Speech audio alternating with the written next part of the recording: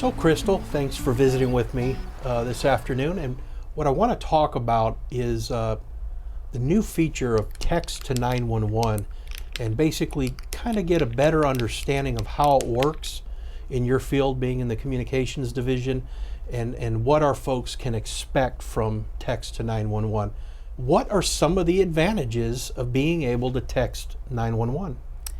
Well, there's a lot of advantages, especially if you're in a situation where you cannot talk on the phone, a domestic violence situation or a kidnapping situation. A lot of times they're not paying attention. They just think you're playing a game on the phone or you're texting somebody. You know, it's not always noticed, I guess. So that's a good situation. Another one would be if somebody broke into your residence. You don't want to make a noise. You're hiding from that person. So you're under the bed, in the closet, and that way you can text and give us information of where you are and what's going on. We can get police out to help you. Have we here in Aransas Pass experienced any text to 911 real situations? Yes, we have. We received a call. It actually was occurring in the city of Port Aransas. The dispatcher that was on duty was able to get information for the address, recognize that it's in Port Aransas. You're not able to transfer calls that are on text, so she wasn't able to transfer it to Port Aransas. So she was able to get all the information and relay that to the dispatcher working in Port Aransas. They did get an officer out to the area and were able to help the female. What are some of the downfalls that we could expect or anticipate when you text 911? Just like that last call, you don't know, for one, if it's going to be going to the proper place. And that happens a lot with cell phone calls, even just normal cell phone calls. So the text is going to be the same thing. Also, not all of the area PSAPs. What's a PSAP? A public service answering point. Oh, okay. And that's all, anywhere that 911 calls come into, that's what they call it. They're not able to, if their functionality does not have that, then they're not able to receive those calls. And then we can't transfer the calls somewhere else either.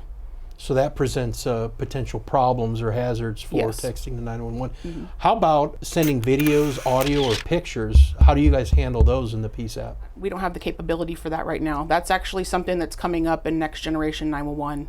And it's probably going to be within probably the next 2 or 3 years. But by 2022 is when they're looking at for pictures and video to be widespread, able to be sent to 911 services. Okay, so it's coming, but it's not here yet, so Correct. Don't waste your time with that Right. now. Mm-hmm. I'm in a situation, I need police, I can't call 911, I can't talk. How do I start a text to 911? It's just as easy as opening your phone and instead of putting in, most of us have saved addresses. We're just going to put 911 into the number field, and then you put whatever your information is. Now, the first thing that you need is the address, because if anything happens, if we have that address, we can at least still send somebody there. So that's the most important thing. So immediately when I do 911, put my address in there, make that the very first message I send. Absolutely, yes. Okay, and then if we lose communication from there, I still have help coming my way. Correct. Okay. And mapping services, we do have mapping on regular 911 calls from cellular phones. Text to 911 is a little bit different. That's not an exact science yet. They do give you a latitude and longitude that we receive. It's not as precise. That's something that the cell phone companies are going to be mandated to roll out some new software within the next year or two, and that's supposed to make it better, and that's going to be called. So it's not like now when somebody calls 911 from a cell phone, the dispatcher can just keep pinging it for an Right. update on a Right, location. it's not the same as that. You just get Wow. the initial lat and long, and that's it. So that address is it's paramount that you put that in Yes. the first message. What other content or substance will you be looking for when somebody texts to 911? If it's a disturbance, we need to know if there's weapons involved. That's going to be an officer safety issue, and that's my primary concern, is to make sure when my officers get there that they're safe. I noticed sometimes when people call 911, they're excited and stuff like that, and they typically will just go on these rambling dissertations, not to be negative about it, but they're so excited that they're talking and talking and talking and not really listening for the information you're requesting.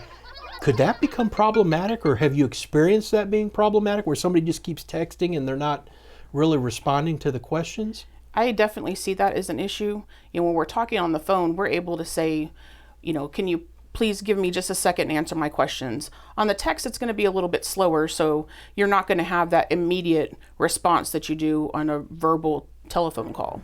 So it's very important that you start off 911 with an address and then wait until you're prompted for more information from the dispatcher. That's correct. Okay. Now that we have texting, and texting is like convenient, just like email, I should just text 911. I don't need to call 911 anymore then. I can just send you a text and that's it. It's on your roster and you handle it, or? I wouldn't say that it's that easy because of 911, what's your emergency? the situation that not all areas are receiving 911.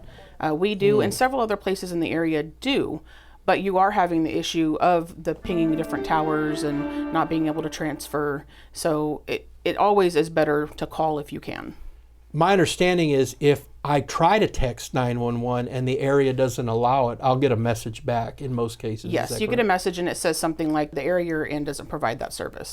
So you're not going to be just hanging and thinking somebody's helping you. It is going to tell you that there's not going to be anything else. If I don't get a message back, that may be a better sign that my message got received, or Yes. do I need to follow up if I'm not hearing back timely? You should have a response fairly quickly from a dispatcher. So, Okay. if there's maybe some sort of issue, there is a little time lag sometimes in them.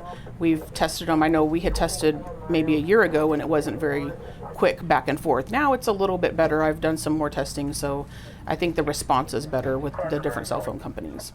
Well, again, thank you, Crystal. I appreciate this dialogue. It's been very informative.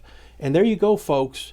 Text to 911 is available here in Aransas Pass. If you find yourself in that position to where that is the only way you can communicate with us, you can try that here in Aransas Pass. But remember, like Crystal said, don't substitute it for times when you are capable of calling 911. You still want to call when you're able.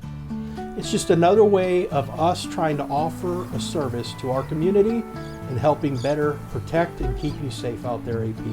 Thank you.